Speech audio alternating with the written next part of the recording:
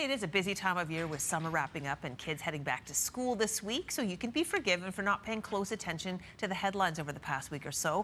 One big headline we wanted to know more about is Russian President Vladimir Putin's visit to China and what it could mean on the world stage. Joining us now to discuss this once again is Robert Huish, adjunct professor at Western Sydney University in Australia. Good morning, Robert.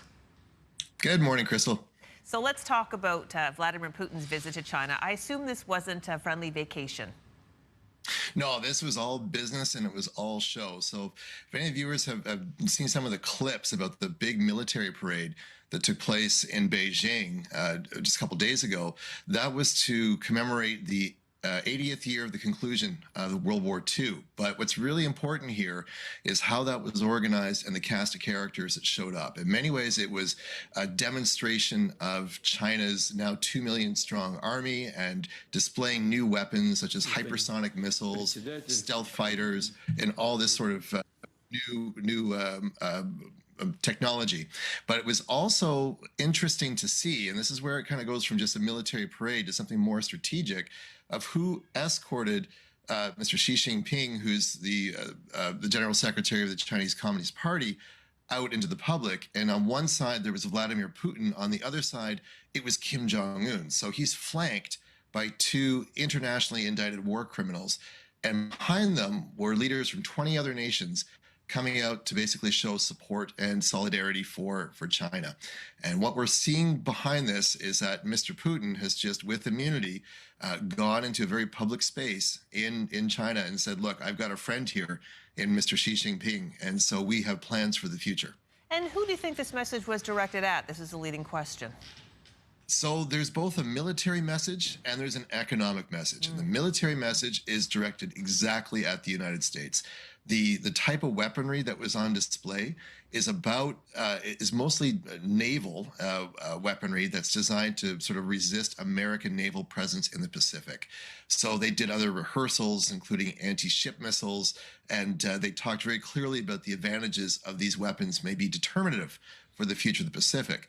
But there's also an economic reason, because this parade came alongside the Shanghai Cooperation Organization. Now, that's an economic coalition of about 20 world leaders and 10 organizations that represent kind of the largest amount of human population in the world. And the message here that's been coming from reports from that is to say how unstable the United States is economically, that under the Trump presidency, every country in the world has faced some sort of tariffs. I mean, even that island off of Australia, it's only inhabited by penguins, they got tariffed. But the message from China is to say, we're not going to tariff other countries. We'll actually help you with development assistance. And that also comes on the heels of Donald Trump destroying USAID, which was the main development organization. So leaders from Myanmar, Cuba, various countries across Africa, and even countries that were very sympathetic to the U.S., such as Turkey, Egypt, and Vietnam, now they're showing up for this. And the most notable guest there, of course, is Mr. Narendra Modi, who was India's Prime Minister of India, which might show a signaling shift between India's concern for the U.S. market and more towards dealing more with China and Russia going forward. I thought you were going to say the United States, and there's many, many layers. It is like a game of chess where, say, for example, Donald Trump makes a move, and now it feels like this show of complicated and thorough show of force coming from the East is now facing up against the West. What do you think the next move is going to be in this game of chess?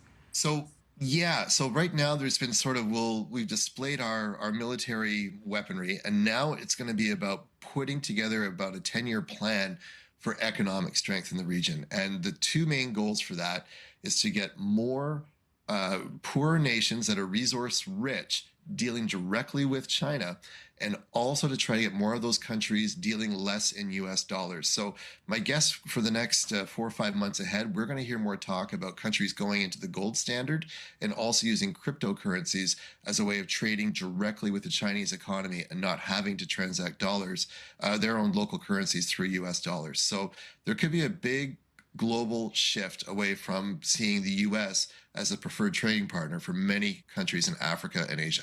Very interesting. Before we go, I was hoping you have time for one more question. What does all this mean when it comes to Chinese aggression towards Taiwan?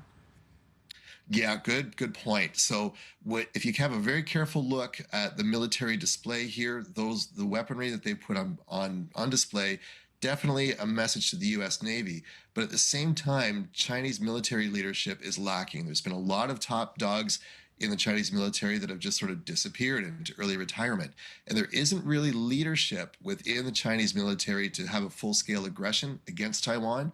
But there certainly is for an economic blockade, and I think we've seen the tolerance of economic blockades by other countries in the past few years. This is something we could predict coming towards Taiwan probably in the next 6 to 8 months. Well, Robert, thank you so much for your thoughts this morning. Always a pleasure, Crystal. Yeah, we hope to check in with you again soon. Hopefully a few weeks. Hopefully nothing major will happen before then.